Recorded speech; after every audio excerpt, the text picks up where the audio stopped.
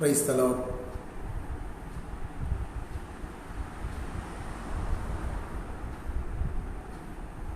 Hallelujah, hallelujah, സ്തോത്രം. ദൈവത്തിൻ്റെ അതിപരിശുദ്ധ നാമം വാഴ്ത്തപ്പെടുമാറാകട്ടെ. അനുഗ്രഹീതമായ ഈ രാത്രിയിൽ ദൈവനാമത്തെ മഹത്വപ്പെടുത്തുവാനും ദൈവത്തെ സ്തുതിക്കുവാനുമായിട്ട് ദൈവം ഒരുക്കി തരുന്ന അവസരങ്ങളെ ഓർത്ത് കർത്താവിന് സ്തോത്രം ചെയ്യുന്നു. परमेश्वर के अति पवित्र नाम की स्तुति हो। आज हम सब मिलकर इस रात के समय परमेश्वर की स्तुति करने के लिए, आराधना करने के लिए परमेश्वर ने इसे एक मौका दिया है। उसके लिए मैं परमेश्वर का धन्यवाद करता हूँ।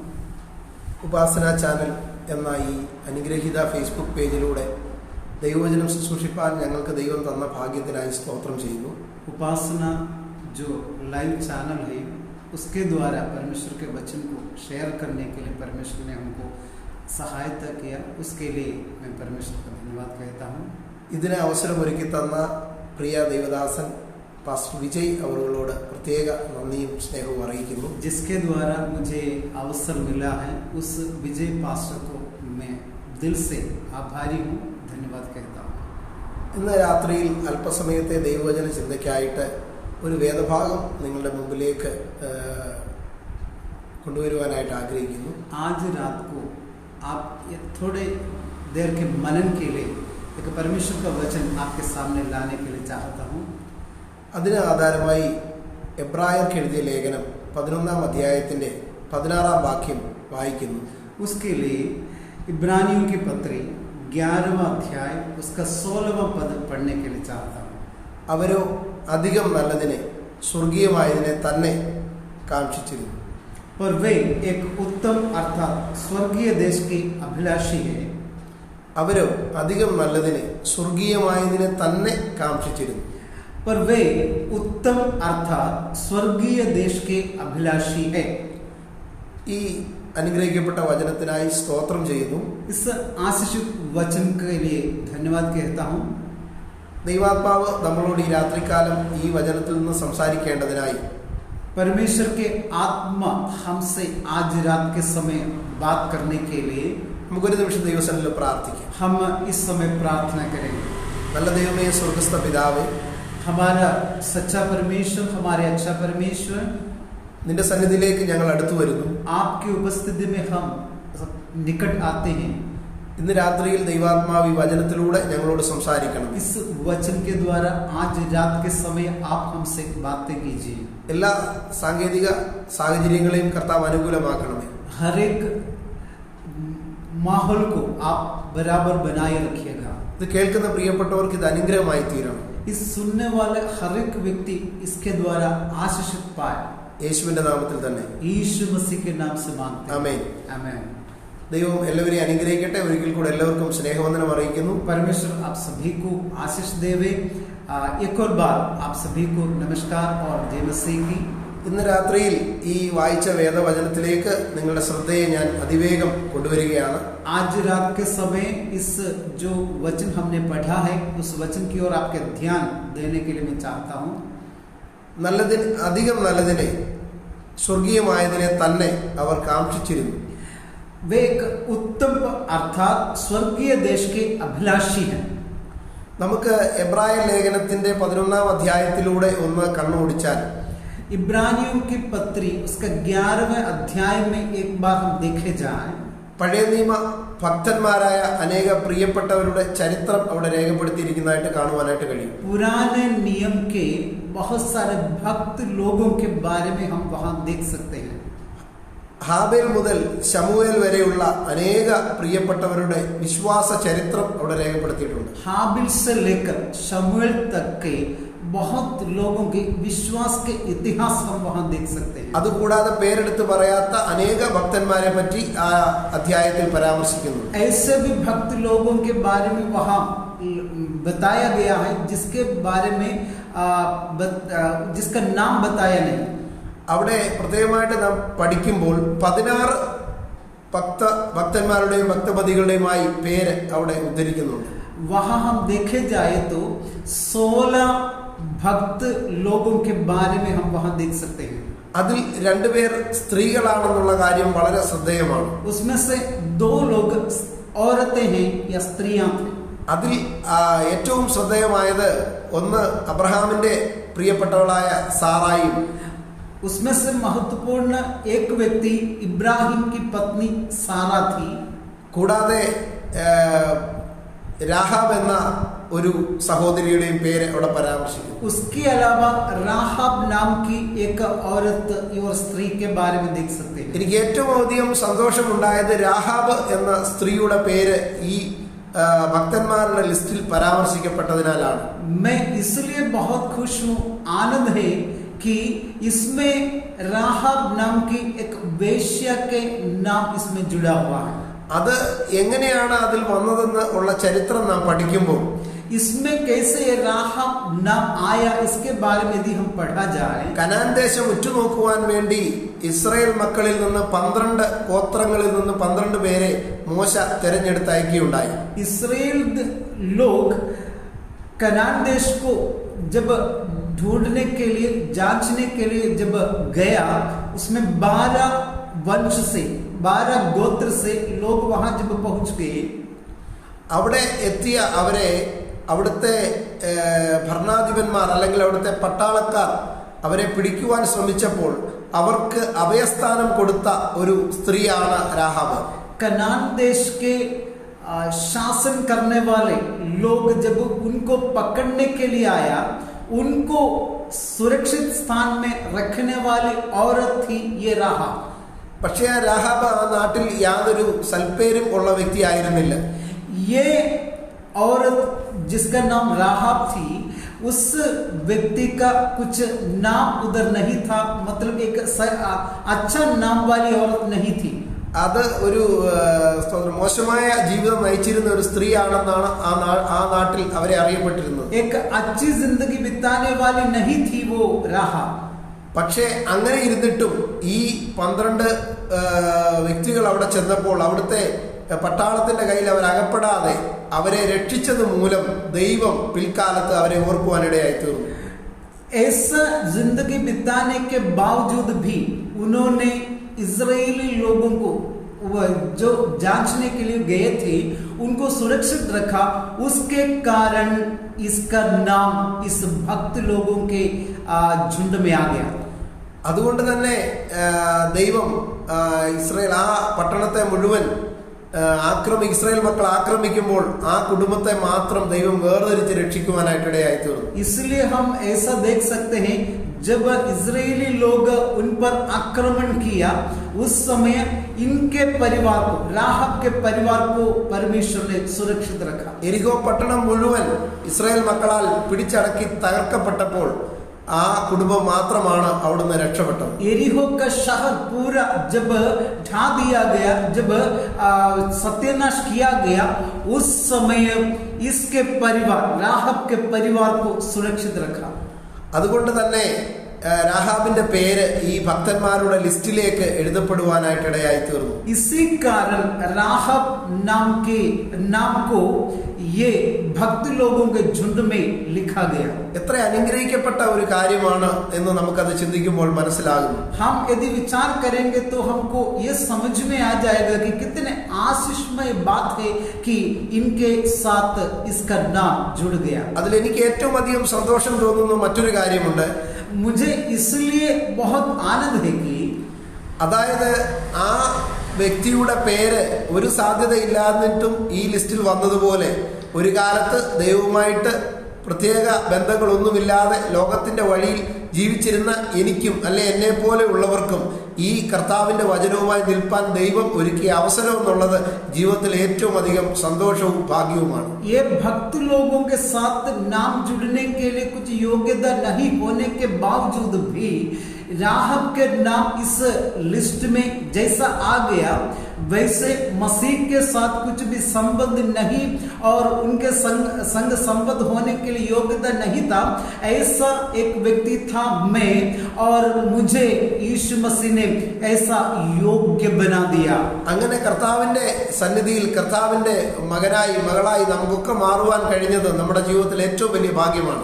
ऐसे प्रभु यीशु मसीह का बच्चा बच्ची बनने के लिए हमको एक अवसर मिला, इसलिए हम आशीषित हैं. ഞാൻ ഓർപ്പിച്ചല്ലോ, ഇവിടെ അനേക ഭക്തന്മാരുടെ പേരുകൾ രേഖപ്പെടുത്തിയിട്ടുണ്ട്. मैंने जैसा पहले बता दिया कि बहुत सारे भक्त लोगों के नाम यहाँ देख सकते हैं. ഇവിടെ വളരെ ശ്രദ്ധേയമായ കാര്യമെന്നുള്ളത് അവർ ഭൂമിയിലുള്ളതിനേക്കാൾ സ്വർഗത്തിലുള്ളതിനെ അന്വേഷിച്ചിരുന്നു എന്നുള്ളതാണ്. यहाँ सबसे महत्वपूर्ण बात यह है कि वो अधिक स्वर्गीय बातों ना कि जगत की बातों को ढूंढा.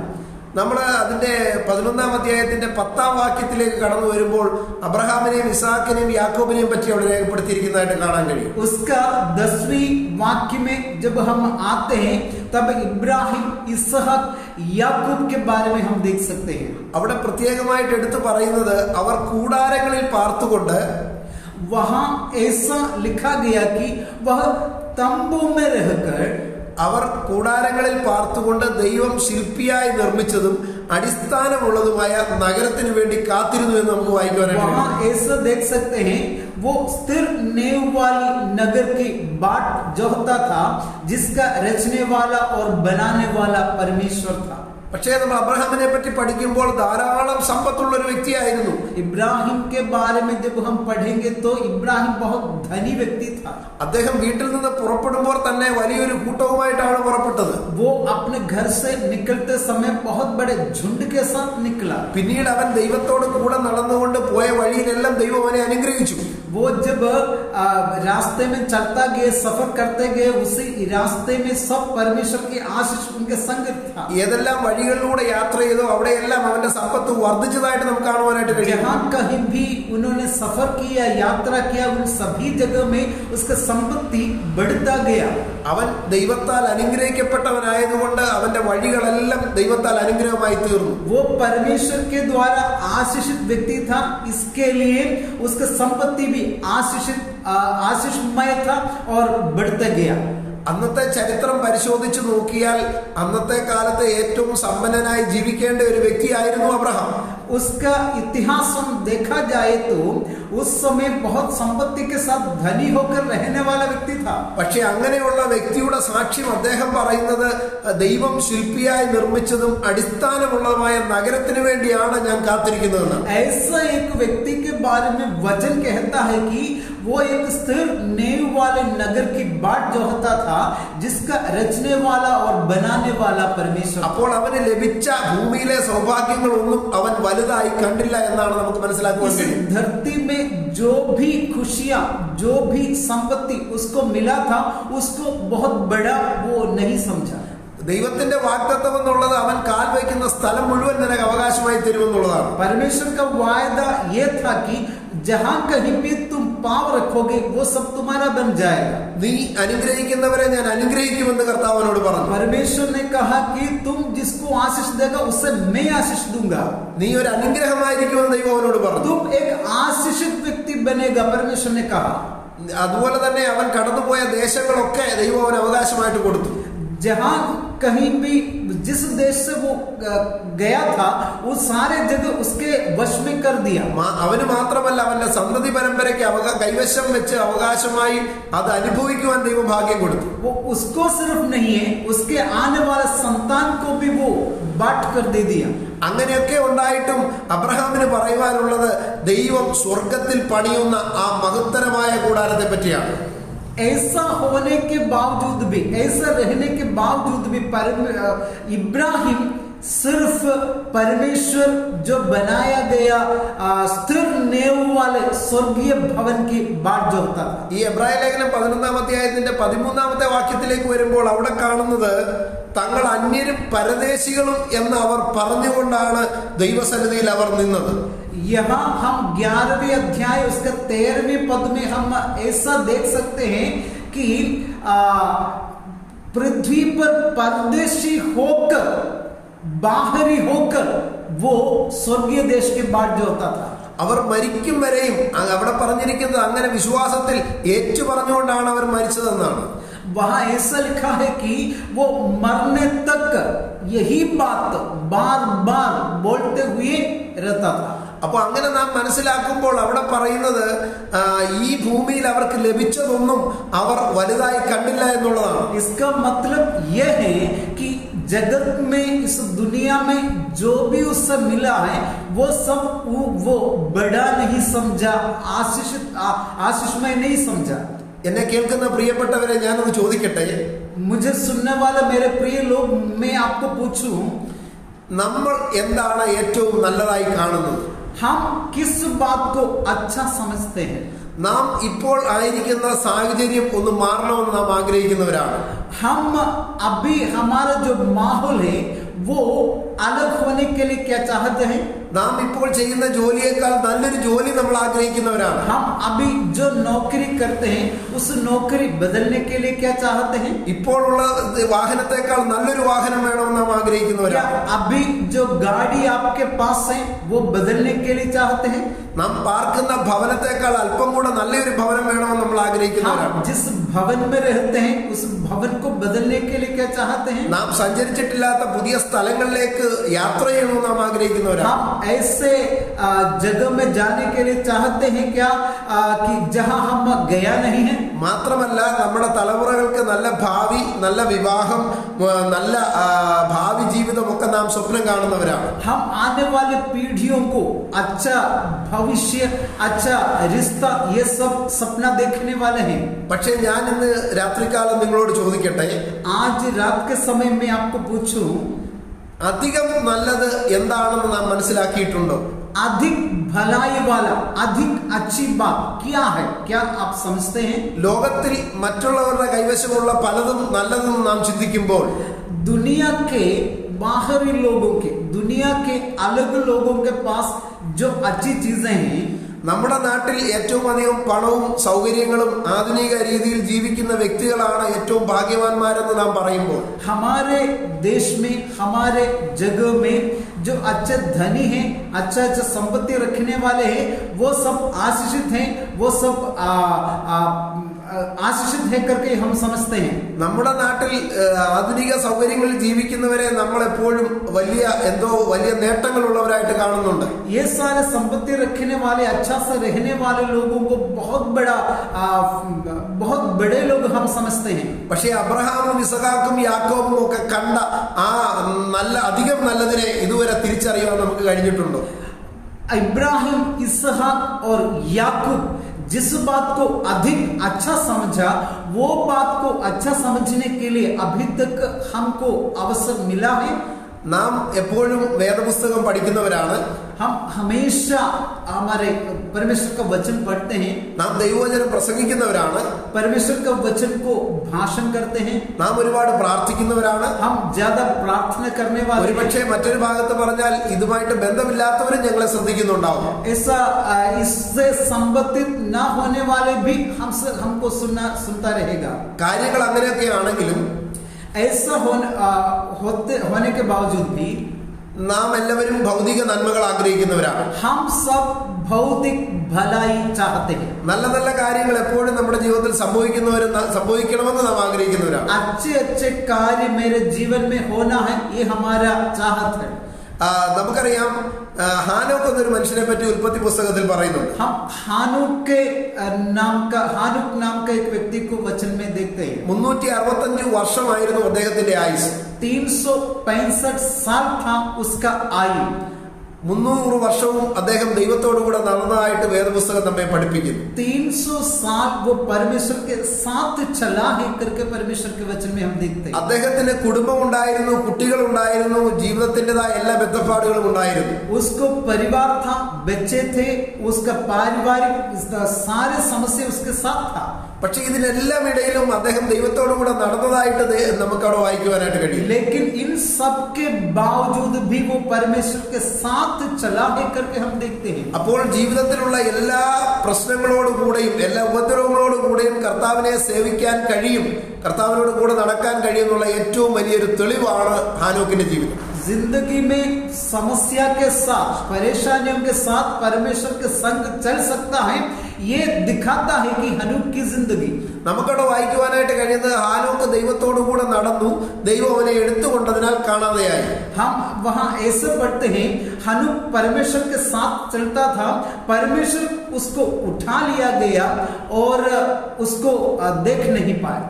അപ്പോൾ ഹാനോക്ക് ദൈവത്തോടു കൂടെ നടന്നത് അവന്റെ ഭൗതികമായ എല്ലാ ജീവിത സാഹചര്യങ്ങളെയും നടുവിലാണെന്ന് മനസ്സിലാക്കുന്നു.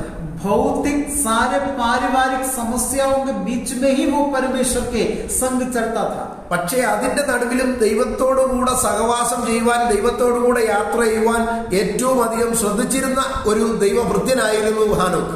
उसके बीच में भी परमेश्वर के संग चलने के लिए, परमेश्वर की बात की ओर ध्यान देने के लिए अपने जिंदगी बिताने वाला व्यक्ति था हानोक.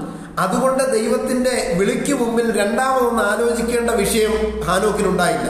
परमेश्वर जब बुलाया गया, परमेश्वर के बुलाहट की ओर सुनने के लिए, ध्यान देने के लिए अलग एक सोच उसके बीच में नहीं आया.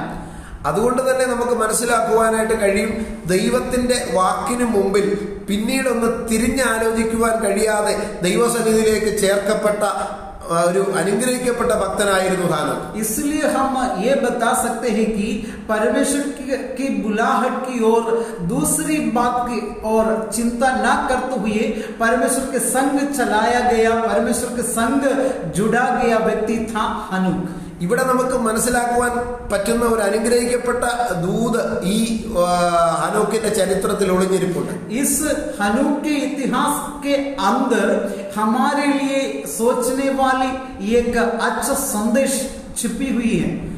നാം ഈ ഭൗതിക ജീവിതത്തിൽ അല്ലെങ്കിൽ ഭൂമിയിലെ ജീവിതത്തിൽ, നമ്മുടെ മനുഷ്യ ജീവിതത്തിൽ ആയിരിക്കുന്ന സാഹചര്യങ്ങളിൽ ദൈവത്തോടു കൂടെ നടന്നാൽ മാത്രമേ പിന്നീടുള്ള സ്വർഗീയ അനുഭവത്തിലും ദൈവത്തോടു കൂടെ ആകുവാൻ കഴിയുള്ളൂ. इस जिंदगी में, इस दुनिया की जिंदगी में हमको जो जो अवसर मिला है, भौतिक जो जो बात मिला है, उन सभी में तृप्त होकर परमेश्वर के संग चलने के बावजूद ही हम, उसके बाद ही हम परमेश्वर के संग परमेश्वर स्वर्ग में चल सकते हैं. നമ്മുടെ ഈ ലോക ജീവിതത്തിൽ ദൈവത്തോടു കൂടെ നടക്കുന്നവർക്ക് മാത്രമേ വരുംകാല നിത്യതയിലും ദൈവത്തോടു കൂടെ വാഴുവാൻ കഴിയൂ. इस दुनिया में परमेश्वर के संग चलने वाले लोग ही स्वर्ग में जाकर परमेश्वर के संग रह सकते. അതുകൊണ്ടാണ് ദൈവത്തിന്റെ ചോദ്യത്തിന്റെ മുമ്പിൽ അധികം നല്ലതിനെ, സ്വർഗീയമായതിനെ തിരിച്ചറിഞ്ഞ് വേഗത്തിൽ അത് തിരഞ്ഞെടുക്കുവാൻ ഹാനോക്കിന് കഴിഞ്ഞത്. इसलिए परमेश्वर के बुलाहट जब मिला, इसलिए वो भौतिक सारी बात को हटाकर अधिक अच्छे वाली बात की ओर ध्यान देकर परमेश्वर के संग चला गया. അബ്രഹാമിനെ പറ്റി പഠിക്കുമ്പോഴും അബ്രഹാം ലോകത്തിലെ സൗകര്യങ്ങളും സാഹചര്യങ്ങളും ഒന്നും വലുതായി കണ്ടില്ല. इब्राहिम के बारे में यदि हम पढ़ेंगे तो इब्राहिम भी ये नहीं समझा कि भौतिक बातें बहुत महत्वपूर्ण है. അതുകൊണ്ടാണ് താൻ കൈകാര്യം ചെയ്തിരുന്ന ദേശങ്ങളിൽ വെച്ച്, അല്ലെങ്കിൽ തന്റെ ആടുമാടുകളും ഒക്കെ ആയിട്ട് യാത്ര ചെയ്ത് അതിനെ പോറ്റി പുലർത്തിക്കൊണ്ട് നടന്ന സാഹചര്യത്തിൽ തന്റെ സഹോദരപുത്രനായ ലോത്തുമായി ആ ഇടയന്മാർ തമ്മിലുള്ള തർക്കമുണ്ടായപ്പോൾ താൻ അതിൽ നിന്ന് പിന്നോട്ട് മാറുവാനായിട്ട് ഇടയായിത്തീർന്നു. इसलिए ही इब्राहिम जब संपत्ति बढ़ गया, अपने गडरियों के संग लोत का जब झगड़ा हुआ, उस समय वो पीछे हटकर वो वहां से चला गया. അവിടെ അബ്രഹാം പറഞ്ഞ ശ്രദ്ധേയമായ കാര്യമുണ്ട്. നീ കിഴക്കോട്ടെങ്കിൽ ഞാൻ പടിഞ്ഞാറോട്ട്, അല്ലെങ്കിൽ നീ തെക്കോട്ടെങ്കിൽ ഞാൻ വടക്കോട്ട് എന്ന് പറഞ്ഞ് അവൻ ഏതൊക്കെ സ്ഥലങ്ങൾ കണ്ടുപിടിച്ചോ, നീരോട്ടമുള്ള പ്രദേശങ്ങളൊക്കെ അവൻ തെരഞ്ഞെടുത്തോ, അതിൽ നിന്ന് മറ്റൊരു ഭാഗത്തേക്ക് ഒഴിഞ്ഞു മാറിപ്പോകുന്നൊരു അബ്രഹാമിനെ നമുക്ക് അവിടെ കാണുവാനായിട്ട് കഴിയും. इब्राहिम ने लोत को कहा कि तुम यदि पूरब की ओर है तो मैं पश्चिम की ओर जाऊंगा, तुम दक्षिण की ओर है मैं उत्तर की ओर जाऊंगा. इसी प्रकार वो जब पानी वाले जगह, अच्छे जगह की ओर जब लोत चला गया, उस समय इब्राहिम उसको छोड़कर अलग जगह की ओर जाने को तैयार हुआ. ഇതിൽ നിന്ന് നമുക്ക് മനസ്സിലാക്കാവുന്ന ഒരു കാര്യം, അബ്രഹാം ഈ ലോകത്തിൽ ലഭിച്ച സൗഭാഗ്യങ്ങളെ, വസ്തുവകകളെ, മൃഗസമ്പത്തിനെ, അങ്ങനെയുള്ള ഭൗതിക നന്മകളെ ഒന്നും വലുതായി കണ്ടില്ല എന്നുള്ളതാണ്. इससे हमको ये समझ में आ जाता है कि इब्राहिम भौतिक बात की ओर ज्यादा ध्यान नहीं दिया. അതുകൊണ്ട് തന്നെ അധികം നല്ലതിനെ അവൻ ആദ്യമേ തന്നെ തിരിച്ചറിഞ്ഞിരുന്നു. इसलिए हम ये समझ सकते हैं कि वो अधिक अच्छा क्या है उसको पहले ही समझ चुका था. അതുപോലെ തന്നെ ഇസ്രായേൽ മക്കളുടെ ചരിത്രം പഠിക്കുമ്പോൾ ഇവിടെ രേഖപ്പെടുത്തിയിരിക്കുന്നു, അവർ പോകുന്നതിനെ ഓർത്തിരുന്നുവെങ്കിൽ മടങ്ങിപ്പോകുവാൻ ഇടയുണ്ടായിരുന്നുവല്ലോ. इसलिए इस अध्याय में ये लिखा गया है इस्राएलियों के बारे में, वो जिसको छोड़ दिया गया है उसके बारे में यदि वो ध्यान करता रहता था तो वो पीछे जा सकता था. അവർ മിസ്രൈമിലെ ആ ഒരു സമ്പത്തിനെയൊക്കെ തള്ളിക്കളഞ്ഞത് കൊണ്ടാണ്, അല്ലെങ്കിൽ അവിടുത്തെ അനുഭവങ്ങളെ തള്ളിക്കളഞ്ഞിട്ട് ദൈവം അവർക്ക് വാഗ്ദത്തം ചെയ്ത ദേശത്തേക്ക് പ്രയാണം ചെയ്തതുകൊണ്ടാണ് ദൈവത്തിന്റെ ജനമായിട്ട് അവരെ അംഗീകരിച്ചത്.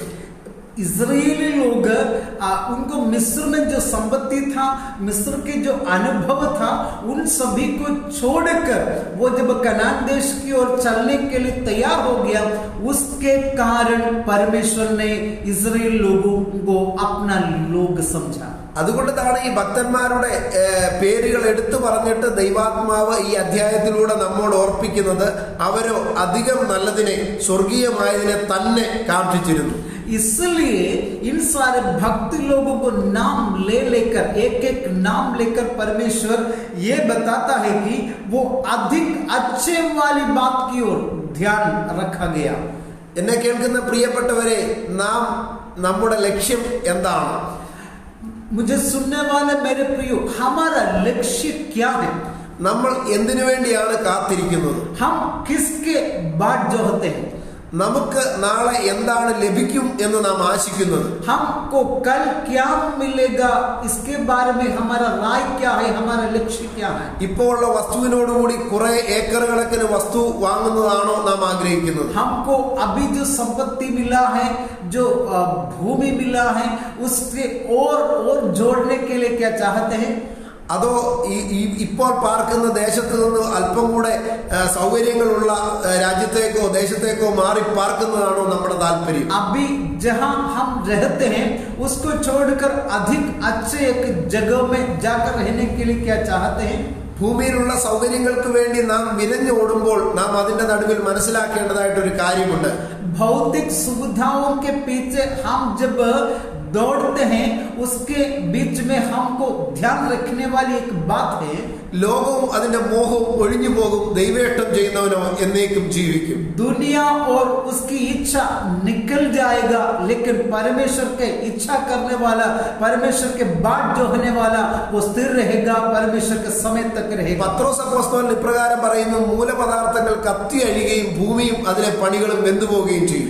पत्रस ऐसा बताता है कि उनके पत्री में धरती और उसका मूल वस्तु सब जल जाएगा, लेकिन परमेश्वर के पीछे चलने वाला, परमेश्वर के वचन के अनुसार चलने वाला स्थिर रहेगा. അപ്പോൾ നമ്മൾ ആശ വെച്ചിരിക്കുന്ന എന്തിന്റെ മേലാണ്? अभी मेरा सवाल यह है कि हमारे आशा किसके ऊपर है? ദൈവം അഗ്നിക്കായി സൂക്ഷിച്ചിരിക്കുന്ന, അഗ്നി കൊണ്ട് നശിപ്പിക്കുവാനായി സൂക്ഷിച്ചിരിക്കുന്ന ഈ ഭൗതിക നന്മകളിലാണ്. परमेश्वर आग के लिए सुरक्षित रखा गया इस धरती की ओर है या भौतिक वस्तु की ओर है? നാം ഇന്ന് കണ്ടുകൊണ്ടിരിക്കുന്ന അല്ലെങ്കിൽ അനുഭവിച്ചുകൊണ്ടിരിക്കുന്ന ഓരോ അനുഭവങ്ങളും ലോകം അതിന്റെ അന്ത്യത്തിലേക്ക് അതിവേഗം എത്തപ്പെട്ടുകൊണ്ടിരിക്കുന്ന ഒരു സന്ദേശമാണ് നമുക്ക് നൽകുന്നത്. हम जहां रहते हैं ये सारी बातें देखकर हमको ये पता चलता है कि ये दुनिया उसके अंत की ओर जा रहा है. എന്നിട്ടും നമ്മുടെ ആഗ്രഹം എപ്പോഴും ഭൗതിക നന്മകളുടെ മേലാണ്. अभी भी इसके बावजूद भी हमारी सारी आशाएं भौतिक वस्तुओं के ऊपर है. പക്ഷേ ഇതെല്ലാം നശിച്ചു പോകുന്നതാണെന്ന് തിരുവചനം നമ്മെ പഠിപ്പിക്കുന്നു. ये सारी बातें नाशमान है करके परमेश्वर के वचन हमें बताता है. നമ്മൾ ഇന്നലെ ഇരുന്ന കസേരയിൽ നമ്മൾ ഇരിക്കുന്ന ഈ കസേരയിൽ ഇന്നലെ മറ്റൊരാളായിരുന്നു ഇരുന്നത്. हम आज जिस पीठ पर बैठे हैं उस पीठ पर परसों और कोई बैठा था. നാളെ മറ്റൊരാളാണ് അതിൽ വന്നിരിക്കാനുള്ളത്. कल और कोई आकर बैठने वाला है. ഇങ്ങനെയാണ് മനുഷ്യ ജീവിതത്തിന്റെ സാഹചര്യങ്ങളെങ്കിൽ നമുക്ക് സ്ഥിരമായിട്ട് എന്തെങ്കിലും ഭൂമിയിലുണ്ടോ? मनुष्य की बात इसी प्रकार है तो इस दुनिया में हमको स्थिरता से रहने वाले क्या कुछ सामग्री है? ഇന്ന് നാം കൈവശം വെച്ച് അനുഭവിക്കുന്നതെല്ലാം ഇന്നലെ മറ്റാരോ കൈവശം വെച്ച് അനുഭവിച്ചുകൊണ്ടിരുന്നതാണ്. आज हम जो बात प्राप्त करते हुए अनुभव कर रहे हैं वो सब कल और किसी के पास था. നാളെ ഒരുപക്ഷെ മറ്റൊരാളുടെ കയ്യിലേക്ക് അത് മാറിപ്പോയേക്കാം. कल आने वाले कल में और किसी के हाथ में वो चला जाएगा. അപ്പോൾ നമുക്ക് ഭൂമിയിൽ എന്തെങ്കിലും സ്ഥിരമായിട്ടുണ്ടോ? याद रखें, क्या हमारे लिए इस दुनिया में कुछ स्थिर है? ഒരു ചെറിയ ഉദാഹരണം നിങ്ങളുടെ നിർമ്മല മനസാക്ഷിയിലേക്ക് എത്തിച്ചു തരുവാൻ ഞാൻ ആഗ്രഹിക്കുന്നു. आपके विवेक को आगे लाने के लिए एक उदाहरण देने के लिए मैं चाहता हूँ. നമുക്കൊക്കെ അല്പമല്പമായ ഭൂമി ഉള്ളതാണ്. हम सभी को थोड़ा थोड़ा जगह है.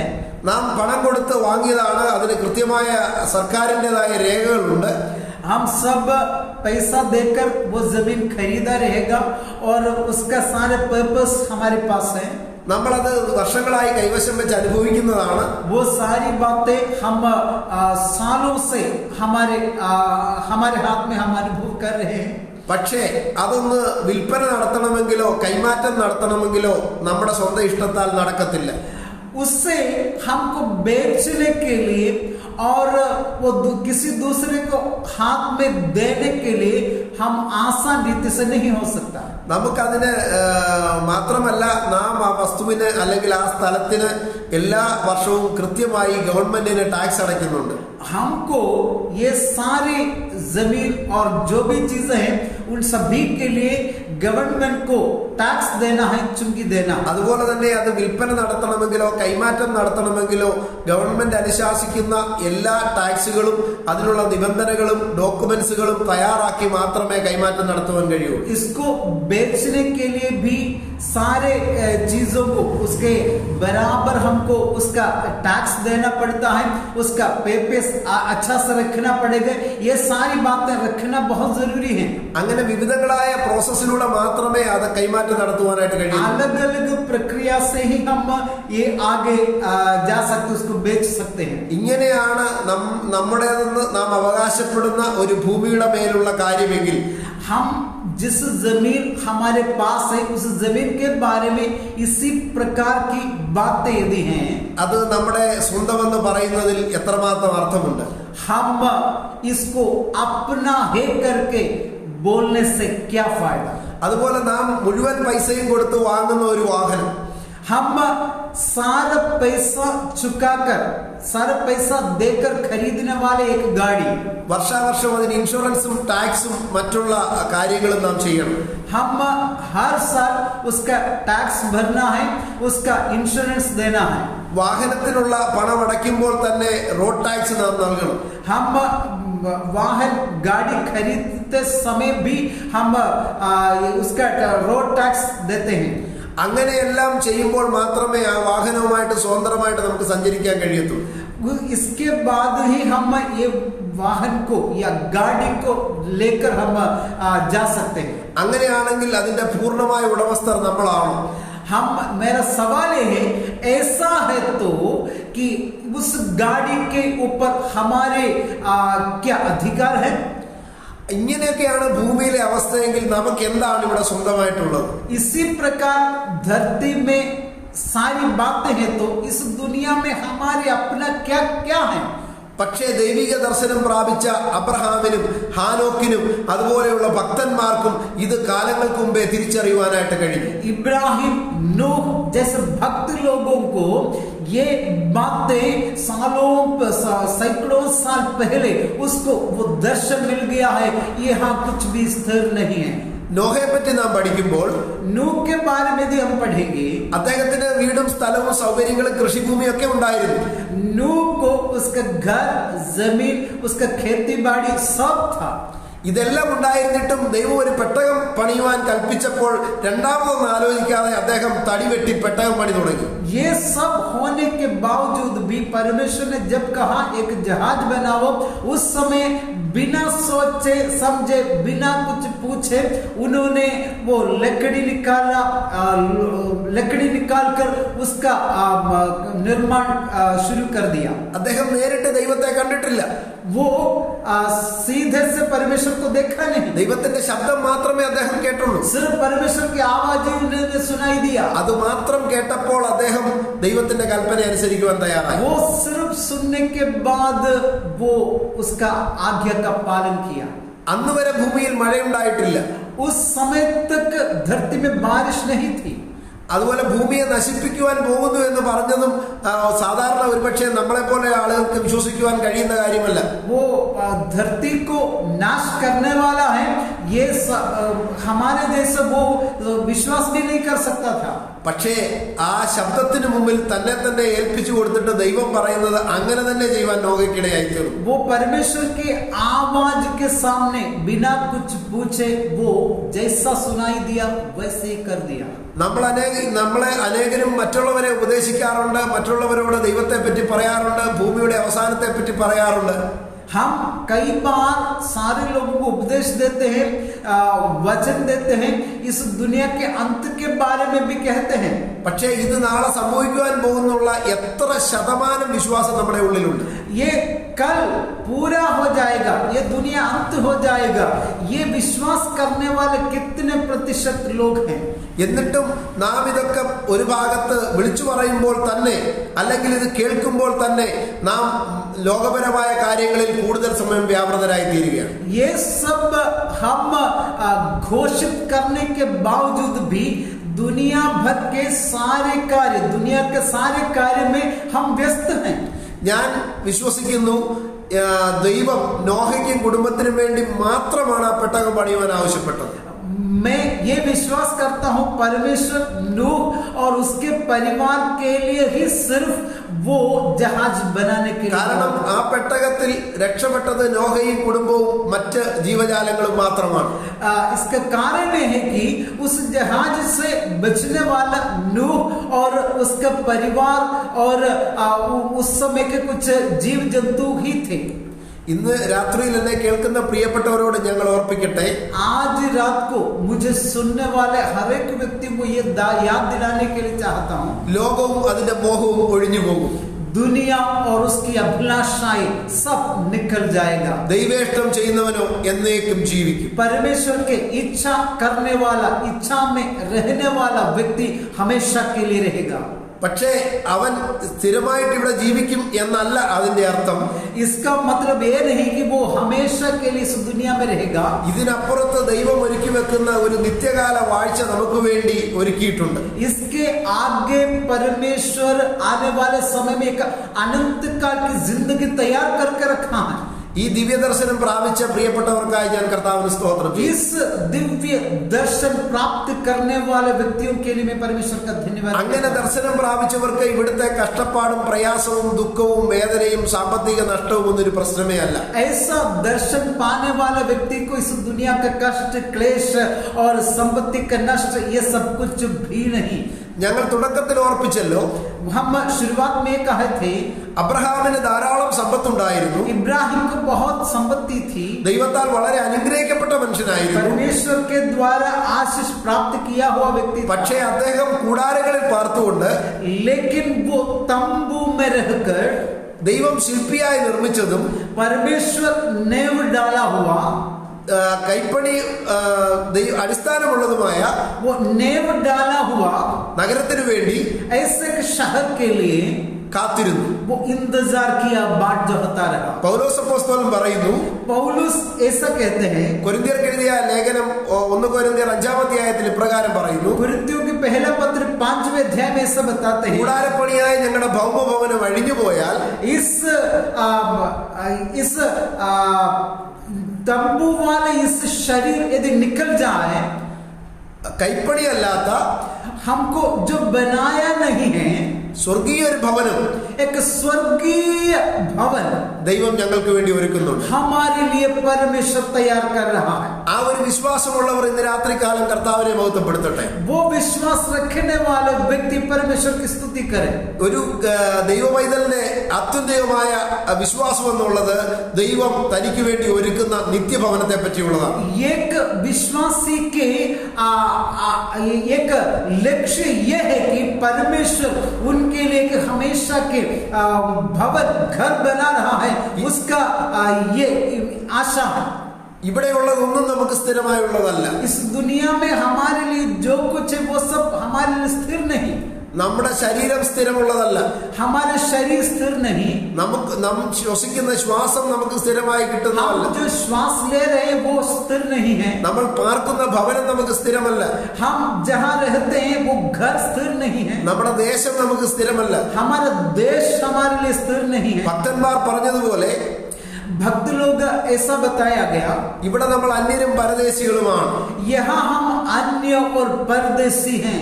വസ്തുവകൾക്ക് വേണ്ടി കോടതികളും കേസുമായി ഓടി നടക്കുമ്പോൾ जमीन के लिए न्याय लड़ने वाले और उसके लिए केस करने वाले हैं.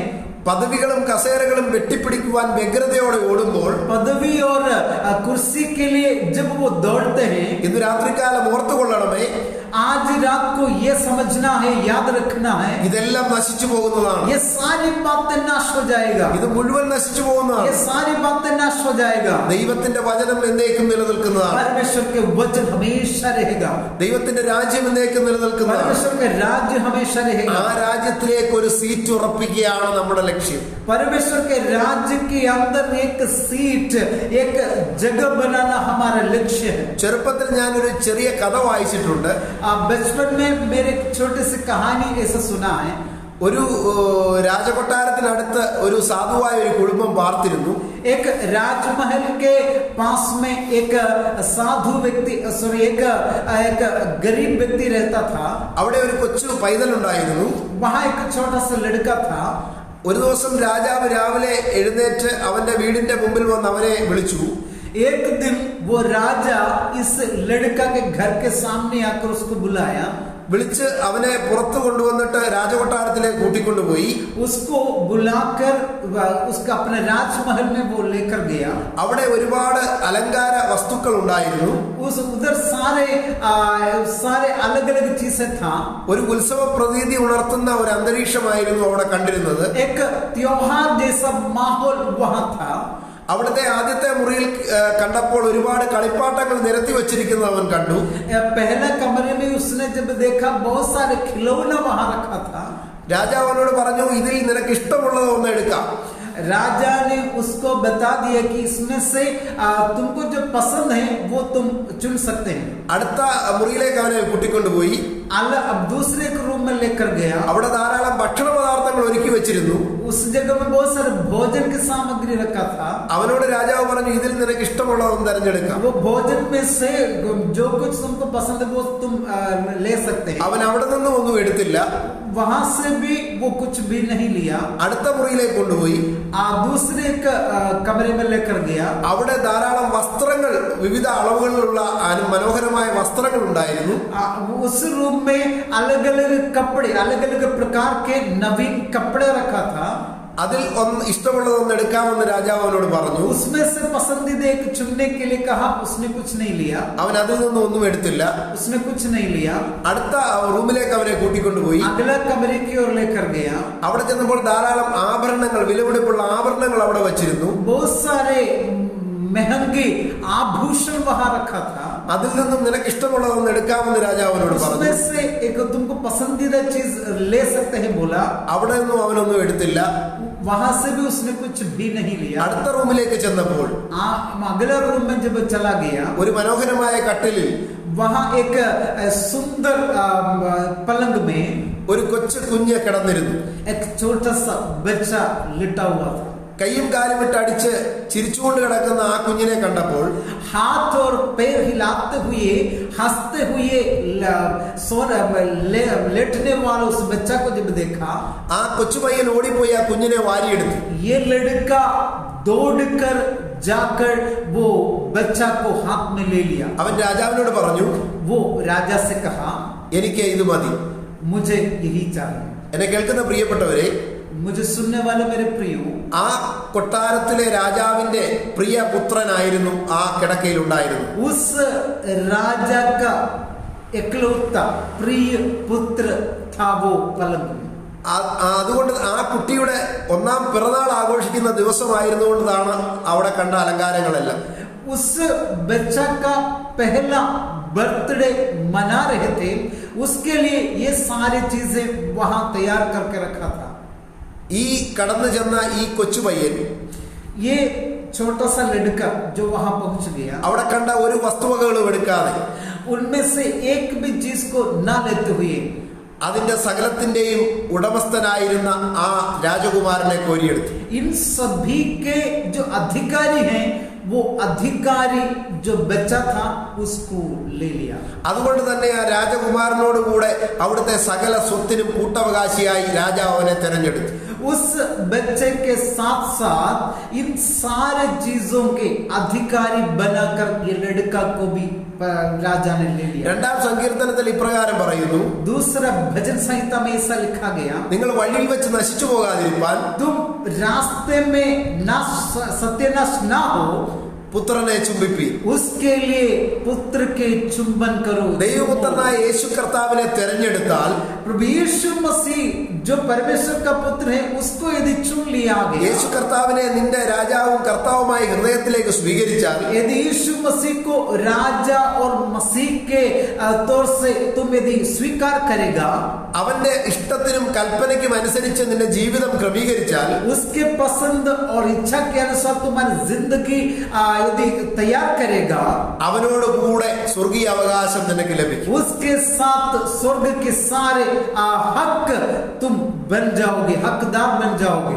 ആ വലിയ അവകാശത്തെയാണ് അബ്രഹാമും ഇസഹാക്കും യാക്കോബും നോഹയും പോലുള്ള ഭക്തന്മാരൊക്കെ സ്വപ്നം കണ്ടത്. स्वर्ग के हकदार बनना है, ये सारी बातें इब्राहिम, याकूब, इसहाक, ये सारे लोग दर्शन देखा, सपना देखा. അതുകൊണ്ട് തന്നെ ഭൂമിയിൽ അവർക്ക് ലഭിച്ച സമ്പത്തൊന്നും വലുതായി അവർ കണ്ടില്ല.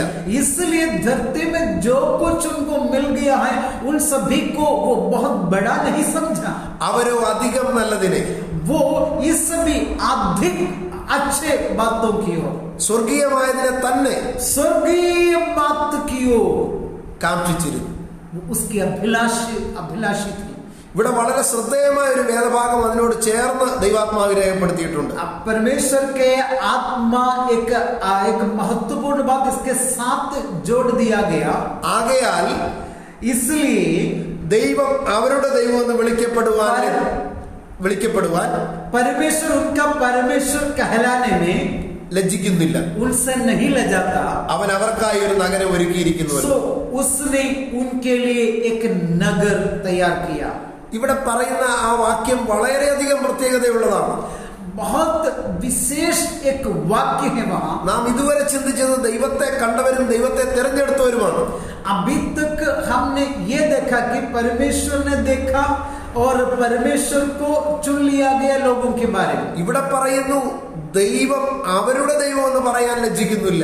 यहाँ ये बताया गया है कि परमेश्वर ये कहलाने में नहीं लजाता कि वो उनका परमेश्वर है. എന്നെ കേൾക്കുന്ന പ്രിയപ്പെട്ടവരെ, मुझे सुनने वाला मेरे प्रियो, നമുക്ക് നമ്മുടെ കർത്താവെന്നും हमको हमारा परमेश्वर है, നമ്മുടെ പിതാവെന്നും हमारा पिता करके, നമ്മുടെ ദൈവമെന്നും हमारा परमेश्वर करके, നമ്മുടെ സൃഷ്ടാവെന്നും हमारा सृष्टिकर्ता करके, നമ്മുടെ പരിപാലകരെന്നും हमारे पालन करने वाले ഇതൊക്കെ करके, നമുക്ക് പറയുവാൻ കഴിയും. ये सारी बातें हम कह सकते हैं. എന്നാൽ लेकिन ഈ പറയുന്ന എന്നെ പറ്റി, ये कहने वाला मेरे बारे में, ഞാൻ അവന്റെ ദൈവമാണെന്ന് ദൈവം മറ്റുള്ളവരോട് വെളിപ്പെടുത്തുന്ന ഒരു സാക്ഷ്യം നമ്മെ പറ്റി ഇതുവരെ ഉണ്ടായിട്ടുണ്ട്. मैं उसका परमेश्वर है करके दूसरों के सामने गवाही देने वाला एक अवसर है. ഇവിടെ നാം വായിച്ചു, यहाँ हमने ये पढ़ा, ഭൂമിയിലെ സൗഭാഗ്യങ്ങളെല്ലാം ഉണ്ടായിട്ടും धरती के सारे संपत्ति सौभाग्य होने के बावजूद भी അതൊന്നും കാര്യമാക്കാതെ, वो सब एक बहुत बड़ी बात ना समझते हुए അധികം നല്ലതിനെ, अधिक अच्छी बात की ओर, സ്വർഗീയമായതിനെ തന്നെ स्वर्गीय देश के स्वर्गीय बात की ओर കാംക്ഷിച്ചിരുന്ന अभिलाष करने वाले വ്യക്തി ജീവിതങ്ങളെ പറ്റി, व्यक्तियों के बारे में, ഭക്തന്മാരെ പറ്റി भक्त लोगों के बारे में ദൈവം പറയുകയാണ്, परमेश्वर कहता है ഞാൻ അവരുടെ ദൈവമാണ്, मैं उनका परमेश्वर, ഞാൻ അബ്രഹാമിന്റെ ദൈവമാണ്, मैं अब्राहम का परमेश्वर, ഞാൻ നോഹയുടെ ദൈവമാണ്, मैं नूह का परमेश्वर, ഞാൻ ദാവീദിന്റെ ദൈവമാണ്, मैं दाऊद का परमेश्वर हूँ, ഞാൻ ഇസ്രായേലിന്റെ ദൈവമാണ്. मैं इस्राएल का परमेश्वर हूँ. ഇന്ന് രാത്രികാലം आज रात के समय ഞങ്ങളുടെ ഈ സന്ദേശം ഇങ്ങനെ കൺക്ലൂഡ് ചെയ്യുമ്പോൾ हमारा ये संदेश ऐसा जब समाप्ति में आ जाएगा, എന്നെ കേൾക്കുന്ന ഓരോ പ്രിയപ്പെട്ടവരോടും ചോദിക്കട്ടെ, मुझे सुनने वाला हर एक व्यक्तियों से मैं एक बात पूछूं, ദൈവത്തിന് അങ്ങനെ നമ്മെ പറ്റി പറയാൻ ഒരു സാക്ഷ്യമുണ്ടോ? परमेश्वर हमारे बारे में ऐसा कहने के लिए एक गवाही है? ദൈവത്തിന് ഇന്ന് വരെ അങ്ങനെ പറയുവാൻ നമ്മുടെ ജീവിതം ദൈവത്തിന് പ്രസാദകരമായിട്ടുണ്ടോ? परमेश्वर ऐसा कहने के लिए क्या हमारी जिंदगी में क्या परमेश्वर पसंद है? ഇവിടെ ഇവിടെ വചനത്തിൽ പറയുന്നത് ദൈവം അവരുടെ ദൈവം എന്ന് പറയാൻ ലജ്ജിക്കുന്നില്ല എന്നാണ്. यहाँ ये बताया गया है कि परमेश्वर उनका परमेश्वर कहलाने में नहीं लजाता. ഇസ്രായേൽ ജനത്തിൽ പലരെ പറ്റിയും ദൈവം ലജ്ജിച്ചിട്ടുണ്ട്. इजरायली लोगों के बीच में से कई व्यक्तियों के बारे में परमेश्वर लज्जित किया गया. അവരെ കൊണ്ടുപോയതിൽ ദൈവം പലപ്പോഴും കുണ്ഠിതം തോന്നിയ, അനുതാപം തോന്നിയ സന്ദർഭങ്ങൾ ഉണ്ടായിട്ടുണ്ട്. उनको ले जाने में परमेश्वर कई बार लज्जित हुआ और कई बार परमेश्वर को दुख हुआ.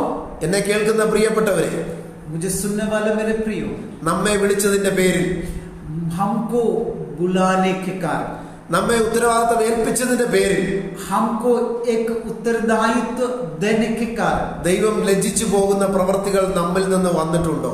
क्या परमेश्वर लज्जित होने की बात क्या हमसे हुई है?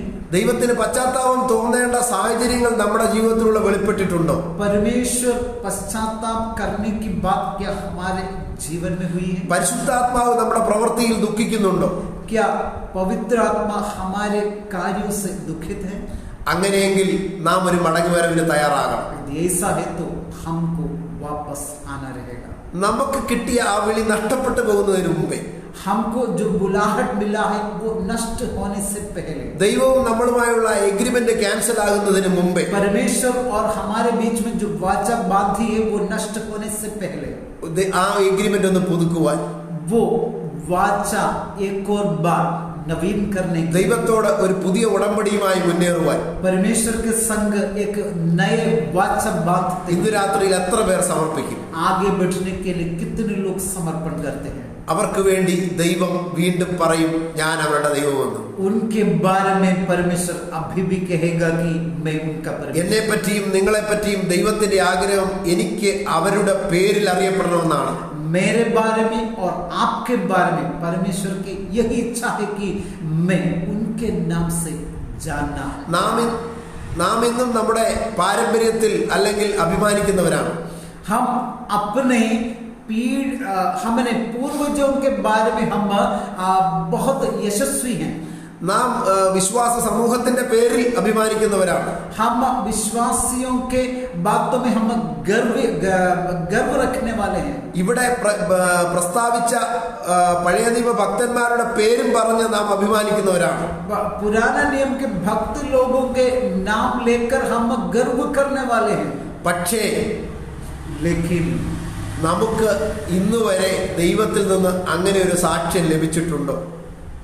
अभी तक क्या हमको परमेश्वर से ऐसे गवाही मिला है? എന്റെയും നിങ്ങളുടെയും ജീവിതം കണ്ടിട്ട് ദൈവത്തിന് മറ്റൊരാൾക്ക് അത് മാതൃകയായി ചൂണ്ടിക്കാണിക്കുവാൻ കഴിഞ്ഞിട്ടുണ്ടോ? मेरे और आपके जीवन को दिखाकर दूसरे लोग ऐसा होना है ऐसा बताने के नमूना हम क्या बना है? ഇന്ന് രാത്രികാലം നാം നമ്മെ തന്നെ പരിശോധിക്കണം. आज रात के समय हम अपने आप को जांचना. ഇന്ന് രാത്രികാലം നമ്മെ തന്നെ ആഴത്തിൽ പരിശോധിക്കുവാനുള്ള സമയമാണ്. गहराई से जांचने का समय है. നമ്മുടെ ലക്ഷ്യം എന്താണ്? हमारा लक्ष्य क्या है? ദൈവം നമ്മെ പറ്റി എന്താണ് പറയുന്നത്? परमेश्वर हमारे बारे में क्या कहता है? നമ്മളെ ദൈവം ദേശത്തിന്റെ കാവൽക്കാരായി നിർത്തിയിരിക്കുമ്പോൾ, हमको इस देश के एक चौकीदार बनाकर परमेश्वर हमको रखा है. നല്ല കാവൽക്കാരായി നാം മാറിയിട്ടുണ്ടോ? अच्छे चौकीदार बनकर हम क्या रहते हैं? അതോ ഇന്നും ദൈവം പറയുന്നത് മതിൽ കെട്ടി ഇടിവിൽ നിൽപ്പാൻ ഞാൻ ഒരു പുരുഷനെ അന്വേഷിച്ചു കണ്ടില്ല താനും എന്നാണോ? अभी भी परमेश्वर क्या हमको देखकर ये कहते हैं कि मैं एक पुरुष को चौकीदार बनकर देश को शहरपना बनाकर प्रार्थना करने के लिए ढूंढा, उसको मिला नहीं, ऐसा बताते हैं? ഈ ദിവസങ്ങളിൽ इन दिनों में നമുക്ക് ദൈവസന്നിധിയിലേക്ക് അടുത്തു വരാം. हम परमेश्वर के करीब आ जाए. നമ്മുടെ ലക്ഷ്യങ്ങളൊക്കെ ഒന്ന് മാറട്ടെ. हमारा लक्ष्य बदल जाए.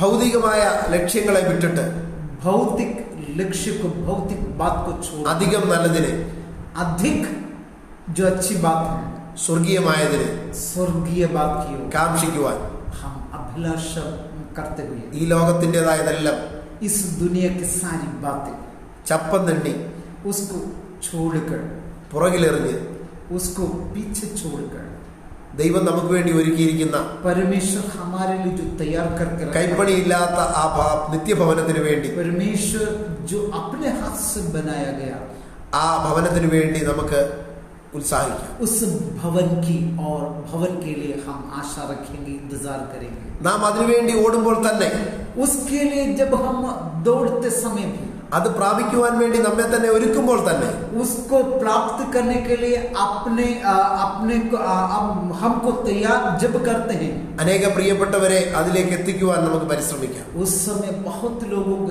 इसमें लाने के लिए भी हम यत्न करें. അതാകട്ടെ നമ്മുടെ തീരുമാനം. वो हमारा निर्णय बने. പൂർവ്വപിതാക്കന്മാർക്ക് ദൂരത്ത് നിന്ന് അഭിവന്ദിച്ച് അവർ വിശ്വാസത്തിൽ മരിച്ചു എന്ന് പറയും. पूर्वजों ने इसको देखकर अभिवादन करते हुए अपना जिंदगी समाप्त किया. പക്ഷേ തന്റെ പുത്രനായ യേശുക്രിസ്തുവിന്റെ രക്തത്താൽ വീണ്ടെടുക്കപ്പെട്ട നമുക്കോ, अपने पुत्र यीशु मसीह के रक्त के द्वारा छुड़ाए गए हमको ഈ രക്ഷാപൂർത്തി പ്രാപിപ്പാനുള്ള ആദ്യത്തെ അവസരം ദൈവം നമുക്ക് ഒരുക്കിയിരിക്കുകയാണ്. यह उद्धार का कार्य स्वीकार करने के लिए पहला अवसर हमको परमेश्वर ने दिया. ലോകത്തിൽ അന്യരും പരദേശികളുമെന്ന് കണ്ട് സ്വർഗീയ നാടിനെ അഭിവന്ദിച്ച് മരിച്ച പ്രിയപ്പെട്ടവർ, परदेशी होकर दुनिया में रहकर स्वर्ग की बातों को अभिवादन करते हुए जिसने मरा, ഇന്നും ആ രക്ഷാപൂർത്തിക്ക് വേണ്ടി കാത്തു നിൽക്കുമ്പോൾ आज भी वो रक्षा का या उद्धार का पूर्ति के लिए जब इंतजार करते हैं, നമുക്കാണ് ദൈവം മുൻഗണന നൽകിയിരിക്കുന്നത്. हमको परमेश्वर पहला स्थान दिया गया. കാരണം അവന്റെ പുത്രനായ ക്രിസ്തുവിന്റെ രക്തത്തിന്റെ വിലയാണ് നാം ഓരോരുത്തരും. उसका पुत्र यीशु मसीह का लहू का कीमत देकर हमको परमेश्वर ने चुन लिया. അതുകൊണ്ട് തന്നെ പ്രയോറിറ്റി ദൈവം നമുക്ക് നൽകിയിട്ടുണ്ട്. इसलिए पहला स्थान परमेश्वर ने हमको दिया गया. ഇന്ന് രാത്രിയിൽ आज रात के समय നമുക്ക് ദൈവസന്നിധിയിലേക്ക് അടുത്തു വരാം. परमेश्वर के करीब आ जाए. എത്രയോ വലിയ സൗഭാഗ്യമാണ് ദൈവം നമുക്ക് നൽകിയിരിക്കുന്നത്. कितना बड़ा महत्वपूर्ण अवसर हमको എത്രയോ അനുഗ്രഹിക്കപ്പെട്ട നിത്യ രാജ്യമാണ് ദൈവം നമുക്ക് ഒരുക്കിയിരിക്കുന്നത്. कितना आशीषित स्वर्ग के राज्य हमको दे दिया है. അതുകൊണ്ട് തന്നെ इसलिए നമുക്കത് പ്രാപിക്കുവാനായിട്ട് ഒരുങ്ങാം. हम उसको प्राप्त करने के लिए तैयार हो जाए. ദൈവം നമ്മെ പറ്റി സാക്ഷ്യം പറയട്ടെ. परमेश्वर हमारे बारे में गवाही बनाए. ഞാൻ ഈ വ്യക്തിയുടെ ദൈവമാണ്, मैं इस व्यक्ति का परमेश्वर, ഞാൻ ഈ വ്യക്തിയുടെ ദൈവമായി നിൽക്കുവാൻ ആഗ്രഹിക്കുന്നു. मैं इस व्यक्ति का परमेश्वर बनकर रहने के लिए चाहता हूँ. നമ്മെ പറ്റി ദൈവം സന്തോഷിക്കുവാൻ, हमको देखकर परमेश्वर നമ്മെ പറ്റി സ്വർഗം സന്തോഷിക്കുവാൻ, हमको देखकर स्वर्ग खुश हो जाए. നമ്മെ പറ്റി ദൂതവൃന്ദം സന്തോഷിക്കുവാൻ, हमको देखकर स्वर्ग के सारे दूत खुश हो जाए. മാത്രമല്ല ये सिर्फ नहीं, ആ നിത്യരാജ്യത്തിലേക്ക് ധാരാളമായി പ്രവേശനം ലഭിക്കുവാൻ, वो अनंत काल की जिंदगी में प्रवेश करने के लिए ഞങ്ങളെ കേൾക്കുന്ന എല്ലാവർക്കും हमको सुनने वाले हर एक व्यक्ति, ദൈവം ഇടയാക്കട്ടെ. हर एक व्यक्ति को परमेश्वर आशीष करे और सहायता करे. ദൈവം എല്ലാവരെയും അനുഗ്രഹിക്കട്ടെ. परमेश्वर सभी को आशीष देवे. ഈ അവസരം ഞങ്ങൾക്ക് ഒരുക്കി തന്ന इस अवसर हमको देने वाला ഉപാസന ചാനലിന്റെ उपासना चैनल के लिए എല്ലാ പ്രവർത്തകർക്കും उसके सारे लोगों को നന്ദി രേഖപ്പെടുത്തിക്കൊണ്ട് धन्यवाद देते हुए ഈ സന്ദേശം ये संदेश को समाप्त करते हैं. ദൈവം എല്ലാവരെയും അനുഗ്രഹിക്കട്ടെ. परमेश्वर हम सभी को आशीष दे. ആമേൻ.